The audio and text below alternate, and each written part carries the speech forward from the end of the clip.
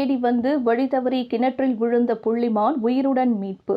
தருமபுரி மாவட்டம் பாப்பிரெட்டிப்பட்டி அருகே உள்ள கூண்டல்மடுவு கிராமத்தைச் சேர்ந்த கிருஷ்ணன் என்பவருக்கு சொந்தமான தோட்டத்திற்கு புள்ளிமான் ஒன்று வழி தவறி கிருஷ்ணனின் விவசாய கிணற்றில் தவறி விழுந்துள்ளது. இதனை கண்ட கிருஷ்ணன் உடனடியாக பாப்பிரெட்டிப்பட்டி தீயணைப்பு துறையினர் மற்றும் வனத்துறையினருக்கு தகவல் தெரிவிக்க, தகவலறிந்து விரைந்து அங்கு வந்த தீயணைப்பு வீரர்கள் உடனடியாக கிணற்றில் இறங்கி நீந்திக் கொண்டிருந்த ஆண் புள்ளிமானை சுமார் 1 மணி நேரத்திற்கு மேலாக போராடி கயிறு கட்டி உயிருடன் மீட்டு வனத்துறையினரிடம் ஒப்படைத்தனர்.